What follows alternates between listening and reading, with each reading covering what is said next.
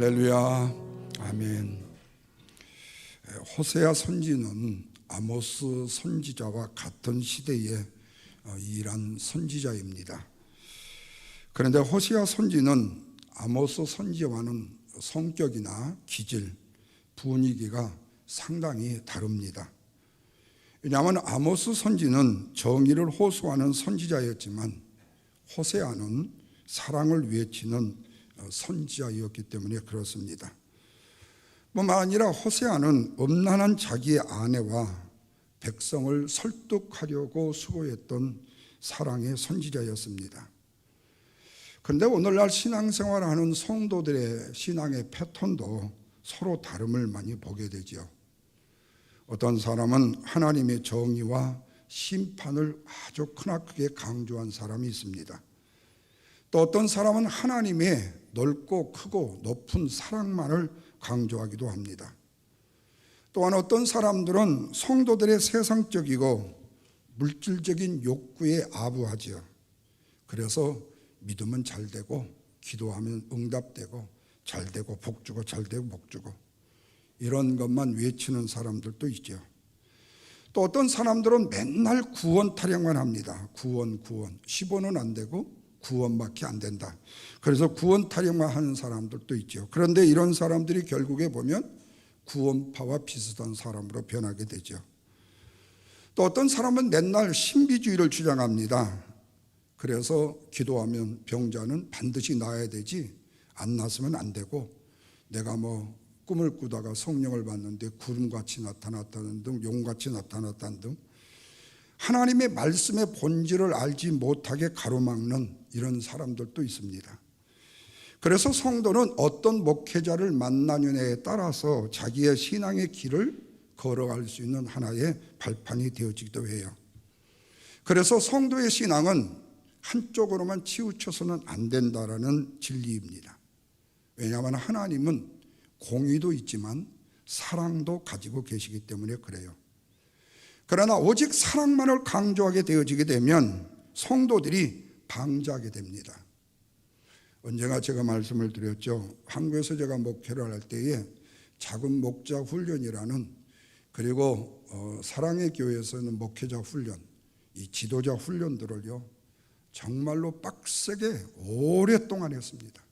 그런데 나중에 1단계, 2단계, 고급반까지 다 뛰고 난 책거리를 하신 분들이 이제는 교회예요. 주인 노릇을 하기 시작해요. 그리고 초신자들을 짓밟기 시작하고 무시하기 시작하고 경멸하기 시작해요. 다는 아니에요. 그 중에 몇 사람들이요. 하나님의 말씀으로 방자하게 됩니다. 뿐만 아니라 하나님의 공의만 가지면 윽박지르게 되죠. 하나님의 사랑을 망각하게 됩니다. 그런데 어떤 사람들은 또 은혜와 축복만을 계속 강조합니다. 그 결과로 십자가의 은혜를 외면하게 됩니다. 멸시천대 주가 받았으니까 이런저런 사람들 다 모으시오. 그래서 교회 목회의 성공이라고 주장을 하죠. 그러나 이런 식으로 성공을 했다면 이슬람이 제일 성공한 종교 중에 하나일 것입니다. 문제는 호세아와 아모스는 같은 시대에 일을 했어요. 그런데 정의의 선지자 아모스는요 굵고 짧게 사역을 마쳤습니다. 그런데 호세아는, 사랑의 선지자는 길게 그리고 굳게 사역을 마쳤어요. 이렇게 말하면 정의는 안 되고 사랑이 되는구나 이렇게 오해하실 것 같지요. 그러나 그것도 또한 아닙니다. 이런 면에서 호세아가 아는 하나님은 어떤 하나님인가 하는 거예요. 오늘 말씀은 두 가지로 이야기해 줍니다. 하나는 진실하신 하나님이시다. 또 하나는 인애가 있으신 하나님이다. 여기에 진실이라는 이 말의 원래 뜻은 에메트라는 뜻인데 이거는 옳음을 얘기합니다. 옳다, 라이트죠. 그래요. 하나님은 항상 옳으십니다. 믿으시죠? 하나님은 항상 진실하시고 하나님은 항상 진리가 되셔요. 그러니까 진리를 하나님과 비교하면 안 돼요. 세상적인 진리, 세상적인 지식, 세상적인 지혜 어느 것도 하나님과 비교하면 안 됩니다. 왜? 하나님은 진실이라는 에메트의 오름을 갖고 계시는 분이시기 때문에, 또 하나 하나님은 인애라신 하나님이 인애, 이건 뭐냐, 헤세드입니다. 이건 하나밖에 없어요. 다시 말하면 쩔쩔매는 사랑을 말합니다. 그래서 하나님의 사랑이라는 것은 우리의 행위에 따라서 변화가 되지 않아요. 다시 말하면 우리가 하나님의 말씀을 잘 들으니까 하나님은 우리를 사랑하고, 우리가 하나님의 말씀을 안 들으니까 하나님은 우리를 미워하고, 마치 유치원생 다루듯이 하나님이 우리에게 우리의 행동과 삶의 변화에 따라서 하나님의 사랑이 변질되는 것은 아니다. 하나님의 사랑은 공의와 하나님의 인애의 사랑으로 끝까지 가십니다. 그래서 진실하신 하나님을 바로 알면 인애라는 오르면서도 쩔쩔매는 사랑을 할 수밖에 없게 되어진다는 거예요. 왜냐하면 바로 오늘 본문의 말씀이 바로 진실과 인애의 하나님, 바로 호세아가 음란한 여인, 간음한 여인을, 바람을 수없이 피는 여인을 끝까지 쩔쩔매는 사랑으로 사랑하시기 때문에 그래요. 이런 면에서 오늘 본문의 호세아는 정의말을 외치는 아모스보다도 사랑을 외치는 선지라는 사실을 보면서 호세아의 하나님을 생각하며 두 가지로 은혜를 나누려고 합니다. 첫째, 호세아의 하나님은 진실하신 오름의 하나님이시다. 자, 본문 1절 말씀 다 같이 한번 읽겠습니다. 여호와께서 내게 이르시되 이스라엘 자손이 다른 신을 섬기고 건포도 과자를 즐길지라도 여호와가 그들을 사랑하시나니 너는 또 가서 타인의 사랑을 받을 음료가 된 그 여자를 사랑하라 하시기로. 여러분, 이 말씀 잘 보십시오. 건포도와 과자를 즐길지라도, 다른 신을 섬기면서요, 또 그가 타인의 사랑을 받아 음료가 되었음에도 불구하고 그 여자를 사랑하라. 여기에 두 가지가 나옵니다. 다른 신을 섬기면서 즐겁게 예치고 산다 할지라도, 타인의 사랑을 받아서 음료가 된 여인이라 할지라도, 이 말이에요. 그래서 호세아가 어떻게 합니까? 2절을 보십시오. 같이 읽습니다. 내가 은 15개와 보리 한 호벨 반으로 나를 위하여 그를 샀다, 이렇게 말해요. 하나님의 말씀에 호세아가 그대로 순종했다고. 다른 신을 섬기며 건포도를 먹는 여인, 타인의 사랑을 받아 음료가 된 여인을 내가 은 15개와 보리 한 호멜 반으로 그를 샀는데, 누구를 위해서요? 나를 위해서 샀다고 그래요. 그런데 여러분, 호세아서 1장 2절의 말씀에 보면 여호와께서 호세아를 불러서 음란한 고멜과 결혼해서 음란한 자녀를 낳으라, 이렇게 말씀을 해요. 그런데 호세아가 순종을 합니다. 그리고 고멜과 결혼을 해서 3명의 자녀를 낳고 살아가게 되어져요. 그런데 아이를 낳고 잘 살던 아내가 어느 날 고멜이 다시 집을 나가버렸습니다. 그것도 다른 남자와 눈이 맞아가지고 남편과 가정과 자식을 버리고 집을 나가버린 거예요. 여러분이 이 시대에 모세의 율법에 적용되는 시대이기 때문에요, 이렇게 간음한 여인은 어떻게 하라고 그랬죠? 돌로 쳐서 죽이라고 그랬어요. 그런데 하나님께서 호세아에게 뭐라고 말씀하신다고요? 너는 가서 또 다른 남자와 음행한 그 아내를 네 아내로 데려오라고 말씀하시는 거예요. 여기에 음행한 아내를 데려오라는 것이 죄를 물어가지고 율법대로 돌로 쳐서 죽이려고 하는 것이 아니라는 거예요.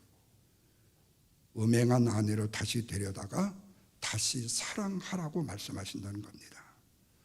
그냥 데려오는 것이 아니에요. 2절에 보면 은 15개와 보리 한 호멜 반으로 음란한 고멜을 사서 데리고 오라고 말해요. 사랑하는 성도 여러분, 이게 상식적으로 어디 가능한 일이겠어요? 호세아는 처음 음행한 여인을요, 조건 없이, 그리고 과거에 다른 남자와 이런 아주 엄청난 좋지못한 관계를 가졌음에도 묻지 않고 그 여인을 아내로 데려다가 결혼을 했어요.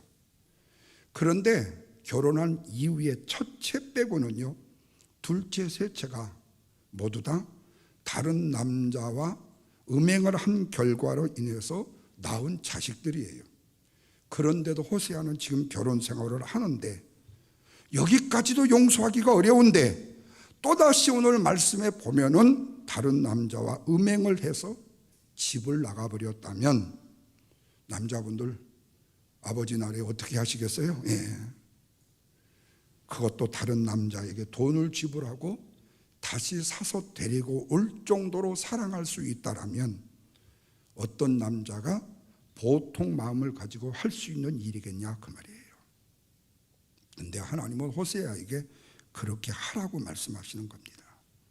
그러자 호세아는 이런 하나님의 말씀에 아무런 대꾸도 반항도 하지 않고 말씀대로 음란한 아내를 돈을 주고 다시 세서 데려옵니다.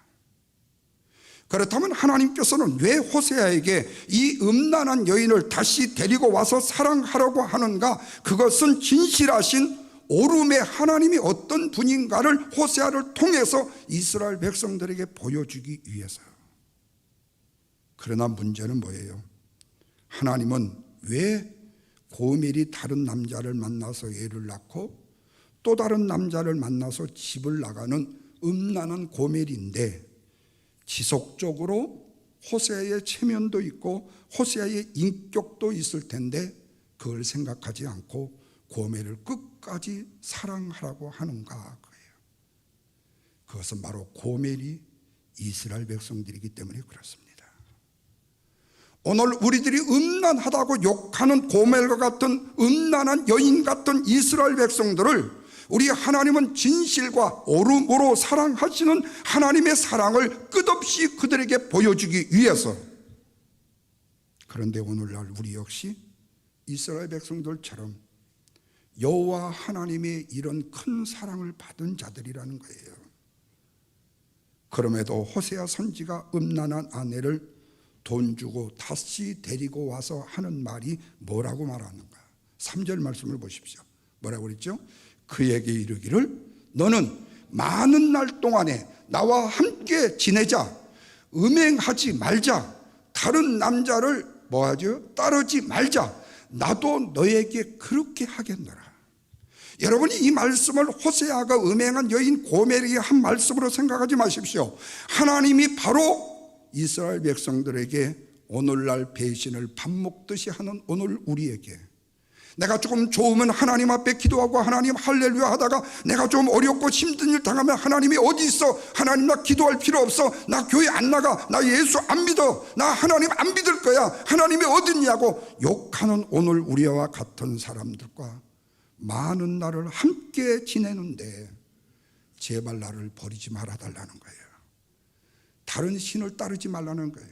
세상의 쇠 속에 물들어 거기에 취하지 말라는 거예요. 나도 너를 한 번 사랑한 것을 네가 음행을 했다고, 다른 남자를 만났다고, 다른 남자의 아이를 낳았다고 할지라도 나도 절대로 변하지 않으리라고 말씀하는 거예요. 사랑하는 여러분, 이것이 인간적인 사랑에서 가능한 사랑일까요? 이런 사랑은 인간적인 사랑 안에서는 있을 수가 없습니다. 그런데 하나님께서 호세아에게 그렇게 하라고 말씀하신다는 거예요. 여기서 정말로 놀라운 사실이 있어요. 호세아는 하나님이 말씀하신 대로 음란한 아내 고멜을 다시 사랑하여 데리고 온다는 겁니다. 우리가 상식적으로 볼 때 아무리 부부의 사랑이 깊다 해도 음란으로 인해서 깨어져 버린 부부의 관계는 절대로 하루아침에 회복되지 않습니다. 내가 잘못했어 용서해 주세요 뭐 이렇게 말하는 말 한마디 가지고 정절을 지키지 못한 부부의 관계가 회복이 된다는 것은 어불성설입니다. 어쩌면 헤어지지 않는다면 서로에게 어느 정도의 시간이 필요할 거예요. 그래서 부부의 생활에 잃었던 사랑이 회복되려면 내 자신의 삶 속에서, 잘못된 삶 속에서 구체적으로 인정하고 구체적으로 상대에게 보여줘야 된다는 거예요. 전에보다 더 나은 부부관계를 위해서, 무너져버린 가정의 회복을 위해서 서로에게 기다림이 필요했다는 거예요. 여기서 하나님은 호세아를 통해서 이스라엘 백성들이 어떻게 하나님을 떠나 이방 신들을 섬기고 또 떠났던 백성들을 하나님께서 다시금 용서해 주시고 사랑해 주셨는지 음란한 고멜과 사랑의 선지자 호세아를 통해서 진실이라는 것과 오름의 하나님이 어떤 분인가를 보여주고 계신다는 거예요. 그래서 우리가 여기서 깨닫는 것은 그거예요. 내가 가장 힘들고 어려울 때가 언제인가? 내가 틀렸다고 말했을 때, 그리고 내가 틀린 일을 행했을 때라고 생각하기 쉽지요. 그러나 결코 아닙니다. 틀렸을 때는요, 회개하고 자복하고 돌아와서 용서를 구하면요 너무 쉬워요. 근데 진짜로 신앙의 위기는 언제냐? 내가 옳았다고 고집을 할 때란 거예요. 내가 옳다고 생각할 때가 가장 어렵습니다. 오늘 일부 예배에도 우사가 소가 법궤를 싣고 가는데 움찔했다고 해서 법궤를 잡았어요. 그랬더니 우사가 그 자리에서 즉사하고 말았어요. 아니, 우사는요 무너지려고 하는 법궤를 잡아줬는데 왜 그가 중요하고 그 말이에요. 근데 여러분, 거기에는요 하나님의 깊은 사랑의 속성과 또한 하나님의 깊은 영적 의미를 담고 있어요. 왜? 우사는요 자기 아버지 아비나답이 70년 동안 법궤를 자기 집에 보관하고 살았기 때문에 우사와 그의 두 아들은요 이 법궤가 우리 것이라고 생각한 거예요. 그래서 새수리를 만들어서 다윗이 3만 명의 사람들을 데리고 와서 호위하다 보니까 자기도 모르게 법궤의 주인, 그리고 내가 이 모든 법궤를 움직이는 데에 프로젝트를 내가 짰다라고 자만을 한 거예요. 그래서 성경을 보면요 그가 법궤보다 앞서갔다고 그랬어요. 왜 우사가 죽었을까요? 붙들었기 때문에요? 매지 않았기 때문에요? 아니요. 이 모든 일이 내가 찬양을 받을 영광의 주인이라고 생각했기 때문이에요.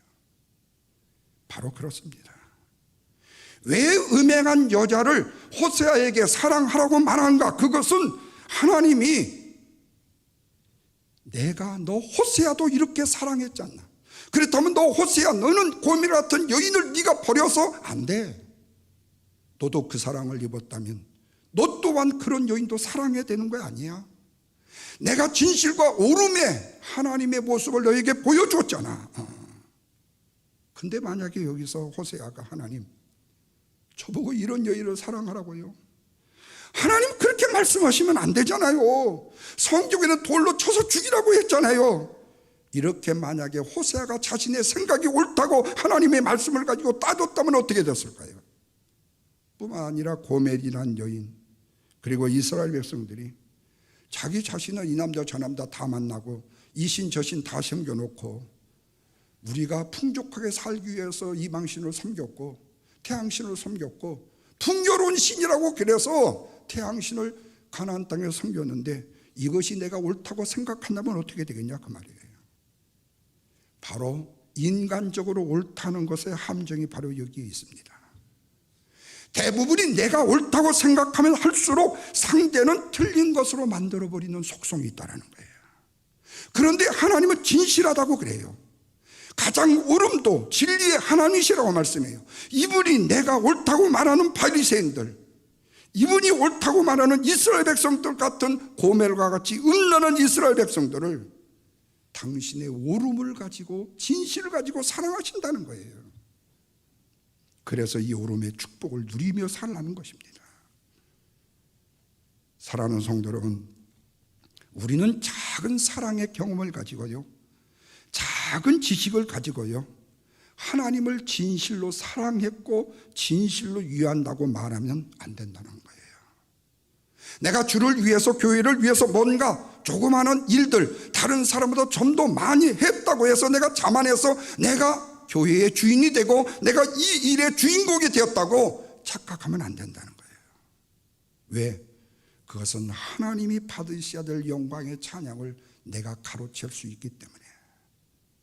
여기서 오늘날 교회 목회하는 목사들의 어테이션이에요. 주의할 점이에요. 이것은 자만이요, 이것은 교만이 하늘을 찌르는 일입니다. 하나님의 교회를 내가 몸과 마음과 뜻과 정성을 다 바쳐 교회를 개척하고 교회를 세우고 그 교회에 내가 지금 주인을 해야 돼요. 호족상으로, 등기상으로. 그렇다고 그 교회의 주인과 그 교회의 모든 책임, 이것은 내가 아니라는 거예요. 그런데 오늘날 교회 안에 이런 일들이 비일비재하게 많이 일어나고 있습니다. 참으로 가슴을 아프게 하고 힘들게 하는 일들이 많이 일어난다는 거예요. 내가 이렇게 고생했는데 내가 고생한 대가를 받아야 돼. 그러면 이렇게 묻고 싶어요. 지금까지 당신이 고생한 결과로 하나님이 주신 은혜의 축복은 뭔데?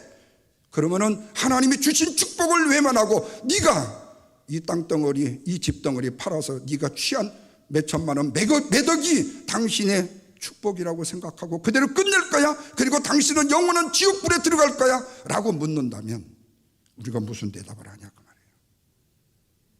절대로 나의 헌신과 열정과 열심이 오름이 아니라는 거예요. 그런데 우리는 그것이 오름이라고 생각한다는 거예요. 진정한 하나님의 오름을 우리가 누리며 살아야 된다는 거예요. 내가 옳다고 말하는 진실이요, 다른 사람을 아프게 할 수 있다는 사실도 잊지 말아야 된다는 거죠. 바라기는 사랑하는 성도 여러분, 오직 주님의 오름을 가지고 남을 사랑하고 이웃을 사랑하고 성도를 사랑할 수 있기를 주님의 이름으로 축원합니다. 두 번째로는요, 호세의 사랑은요, 인내하신 오름의 하나님이시란 거예요. 자, 4절 말씀을 다시 봅니다. 다 같이 읽습니다. 이스라엘 자손들이 많은 날 동안 왕도 없고 지도자도 없고 제사도 없고 주장도 없고 주상도 없고 애붓도 없고 드라빔도 없이 지내다가, 무슨 말이죠? 이 말씀을 보면요, 이스라엘 백성들에게 왕이 없었고 지도자도 제사도 왜 그랬을까요? 나라를 빼앗겼기 때문에요. 삶의 일터를 빼앗겼기 때문에 아무것도 없이 지내야 될 때가 있었다는 거예요. 여러분, 마치 잡을 잃어버리면, 비즈니스를 잃어버리면 내가 아무것도 없는 사람이 되는 것과 똑같아요. 그러면 주상이나 애붓이나 드라빔도 없이 지내겠다 하는 말은 무슨 말일까요? 이 말씀은요, 이스라엘 백성들이 가나안 땅에 들어갔잖아요. 가서 보니까 가나안은요, 광야 40년 이후에 이 가나안을 보니까요, 휘황찬란한 거예요. 마치 여러분, 우리가 시애틀촌에 살다가 저 뉴욕의 맨하탄에 가서 그 휘황찬란한 이 뭡니까 그 이렇게 뭐 거리 있잖아요. 아주 갑자기 생각이 안 나네요. 거기 가면 그냥 불이 막 저녁 내 난리죠. 삼성 광고도 나오고 뭐 세계적인 유명한 뭐 나올 거예요. 가서 보니까 너무 휘황찬란한 거예요. 그런데 왜 저런 이들은 잘 되고 잘 살까라고 생각해보고 또 물어보니까 자신들을 풍요롭게 해주는 신이 있다라는 거예요. 그게 뭐냐? 태양신이더라는 거예요. 그래서 그 태양신을 믿었어요. 하나님을 버리고요. 근데 하나님이요, 바벨론 포로로 들어가게 하면서요, 그 풍요롭게 하는 신까지도 싹 버려버렸어요. 결국에는 우상도 기대할 수 없을 만치 아무것도 할 수 없는 존재로 만들어버렸어요. 얼마 동안이요? 70년 동안이요. 실제로 나라를 빼앗겨서 바벨론 포로 70년으로 잡혀가게 됩니다. 그러니까 70년 동안 바벨론에서 의지할 것이 하나도 없는 세월을 그저 그냥 보내게 되는 거예요. 그러다가 결국에 보잘것없이 이스라엘 백성이 신랑이 되어주시겠다고 자원하신 분이 계셔요. 그게 누구냐? 바로 하나님이셨다는 거예요.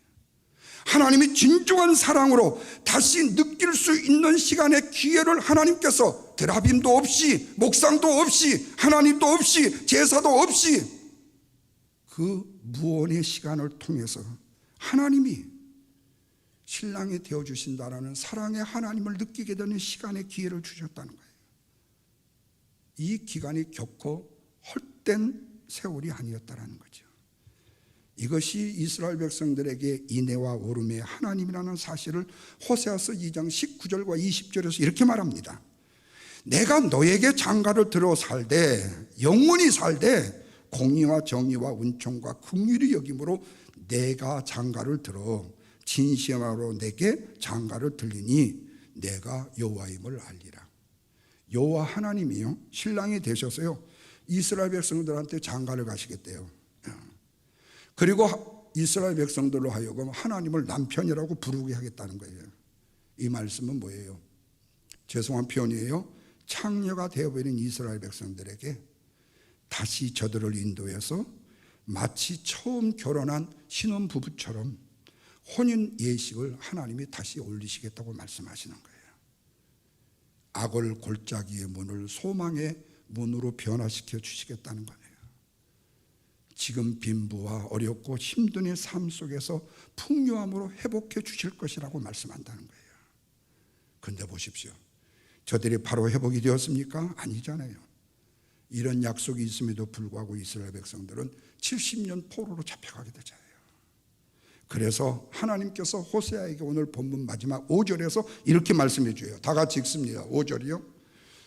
그 후에 이스라엘 자손이 돌아와서 그들의 하나님 여호와의 그들의 왕 다윗을 찾고 마지막 날에는 여호와를 경외함으로 여호와와 그의 은총으로 나아가리라. 여러분, 이 말씀에서 바로 인내하신 헤세드 하나님의 오름을 보게 되어집니다. 하나님은 호세아에게 음행한 아내를 끝까지 사랑하도록 많은 날 동안 기다리라고 한 것은 이 기간 동안에 고멜에게 잘못을 뉘우칠 수 있는 기간을 주심으로 남편을 다시 사랑할 수 있도록 확인하게 하신 것이다. 뿐만 아니라 지금까지 하나님이 얼마나 자기 자신을 사랑해 주었는지를 확인하는 기간이 되었으리라는 거예요. 여러분, 탕자가 바로 쥐염 열매를 먹고 돼지를 치다가 아버지의 사랑이 생각나서 다시 돌아왔잖아요. 고생을 해보니까 알겠더라는 거예요. 내가 하나님의 품을 떠나보니까 알겠더라는 거예요. 그런데 첫째 아들은 아버지의 사랑의 품 안에 있으면서도 그 집 나간 아들을 사랑하는 그 사랑을 견딜 수가 없어서 아버지 말에 불순종하는 아버지 곁에 있는 아들도 있잖아요.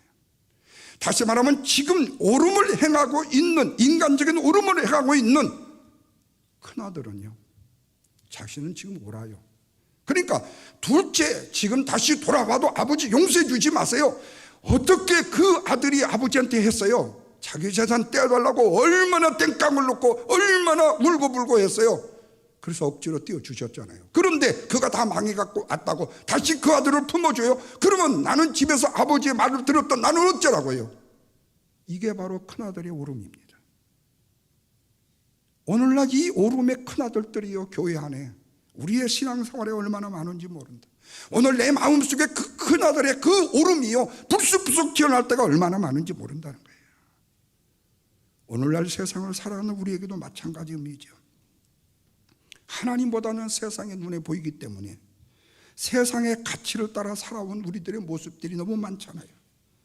하나님을 믿고 신앙생활을 한다고 했지만 사실 그 내용을 들여보면 하나님을 이용해서 세상의 그 무언가를 취하려고 했지, 하나님 때문에 세상 것을 버리고 하나님 때문에 세상 것 다 버리고 산 적이 별로 없었지 않느냐 그 말이에요. 그런데도 말로는 하나님을 위해서 살았다고 해요. 자기 욕심, 자기 모든 거 다 취했으면서도요. 이것이 이스라엘 백성들의 모습이 아닌 오늘 우리들의 모습이 아니냐 그 말이죠. 항상 내가 먼저였고 세상 것이 먼저였지 하나님은 아니었기 때문에 그래요. 그래서 하나님의 사랑을 외면함으로 하나님과의 관계가 멀어졌던 거예요. 입술로는 사랑한다고 했지만 내 마음속에 하나님과 우리의 관계가 멀어져 버렸어요. 이때 하나님은 하나님이 얼마나 우리를 사랑하고 계셨는지를 보여주기 위해서요, 자숙의 시간을 주신 거예요. 여러분, 우리가 혹시 병원에 입원하게 될 정도로 몸이 약해지거나요, 중병에 걸려서 힘들어할 때예요, 아마 병상에 들어누워 있어 보면요, 별의별 생각이 다 난 거예요. 내가 예배 시간에 지각했던 거, 예배 시간 예배 드리다가 빼먹었던 거, 세상으로 놀러 갔던 거, 내가 왜 그랬지? 그때 내가 잘했어야 되는데. 하나님이 자숙의 시간을 주어요. 그래서 그 생명을 연장시켜 주시고 다시 그 영혼을 하나님의 품으로 안아주셔요. 그런데 우리는 그래요. 병들고 힘들어지면 하나님이 나 버렸어.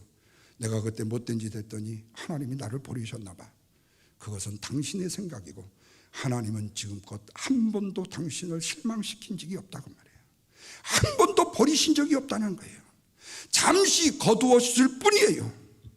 그런데 우리는 세상 것 쥐어들고 하나님을 위한다고 입술로 고백했잖아요. 그러다 보니까 보통은 절망해하며 힘들어 살아가는 거예요. 이제 내가 신앙의 눈으로 이때를 볼 수만 있다면 바로 그 시간, 병상의 그 시간이 아픔과 시련과 고통과 70년 바벨론의 포로의 시간이 결코 절망의 시간이 아니라는 사실이죠. 오히려 하나님과의 관계를 회복하고 하나님이 나를 얼마나 사랑하시고 계신지를 확인하는 시간이 되어줄 수 있다. 그래서 하나님은 이스라엘 백성들로 하나님의 인내함을 알기 위해서 호세아 선지자를 불러서 음란한 여인 고멜과 결혼을 하게 하셨다는 겁니다.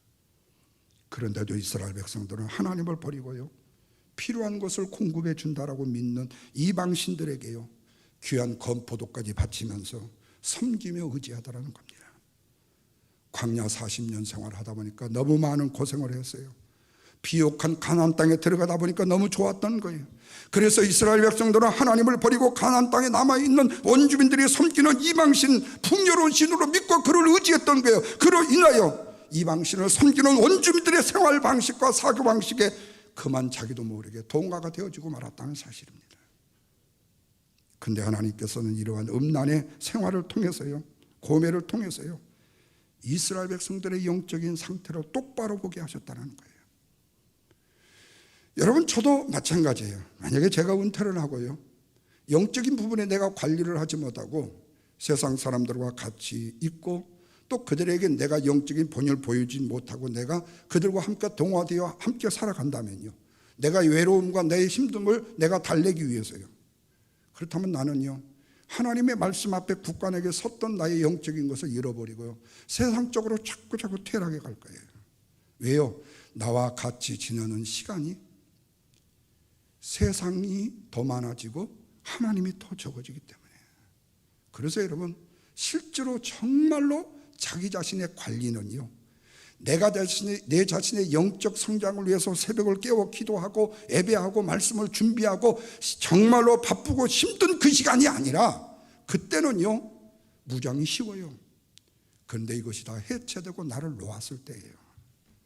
이때 내 관리를 할 수 있는 사람이 정말로 내 자신이 하나님과의 관계의 영적인 누림을 누릴 수 있는 사람이 되는 거죠.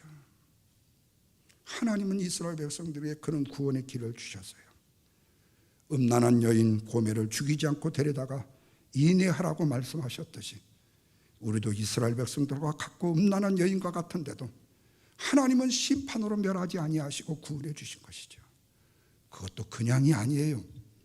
예수 그리스도의 십자가의 죽음과 부활을 대가를 치르시면서 구원하셨다는 거예요.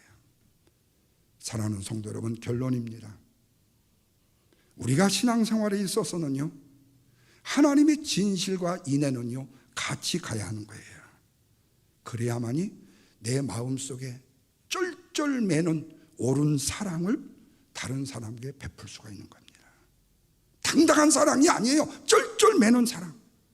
하나님이 지금 호세아를 통해서 고멜한테 쩔쩔 매잖아요. 제발 좀 우리 집에 와서 살아주라고요. 제발 우리와 함께 좀 있어달라고 하잖아요. 그렇게 해야 될 이유가 없잖아요. 모세 율법에는 당장에 돌로 쳐서 죽여버리면 끝나는 거잖아요. 그런데 왜 하나님은 쩔쩔매는 사랑을 하시는가? 그건 뭐예요? 진실과 인애가 하나님의 속성이기 때문에 그래요. 이것을 우리가 닮아가는 것이 바로 하나님의 성품을 닮아가는 것이고 우리의 인생의 삶에 부작용이 없는 삶이라는 겁니다. 그래야 내 영적인 생태계가 살아날 수 있게 되어져요. 그러면 어떻게 살아야 할 것인가요? 옳아도 진실하게 살라는 거예요. 옳다는 거 하나만 가지고 끝까지 고집하지 말고 그래도 진실하게 살라는 거예요. 그래야 남은 살린다는 겁니다.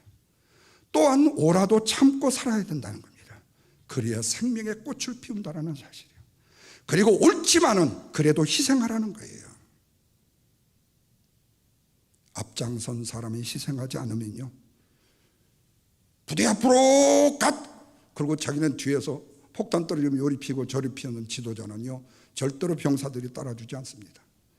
패트리어트에서 보듯이요, 카멜론이요 성조기를 들고 앞으로 뛰어가잖아요. 징적 앞으로 그랬잖아요.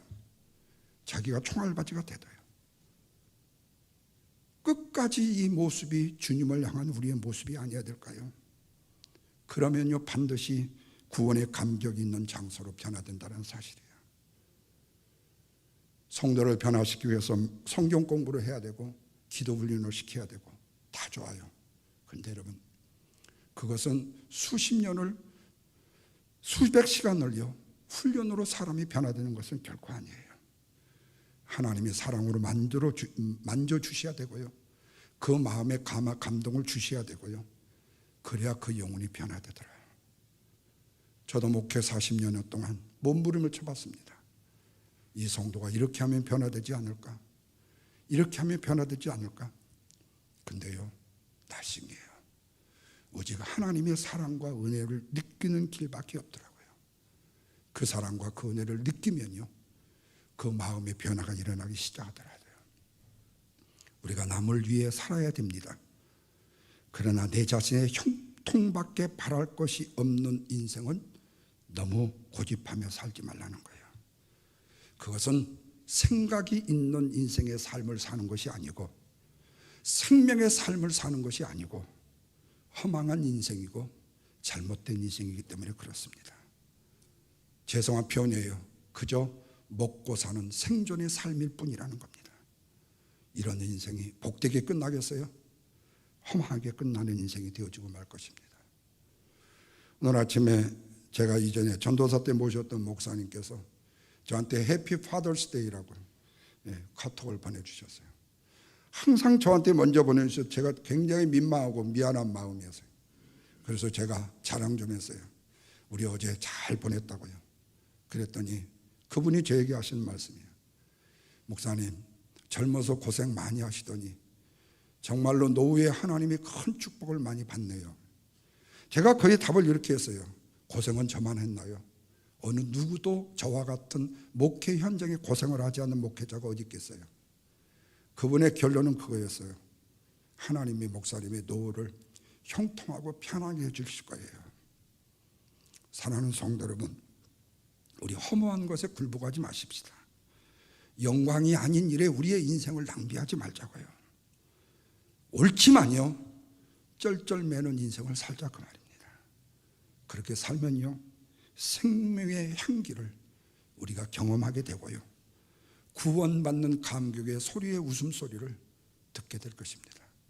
이 아름다운 축복을 저와 여러분의 삶 속에 여러분의 가정 속에 우리 교회 안에 온 세상에 누려줄 수 있기를 주님의 이름으로 축원합니다. 기도하겠습니다. 하나님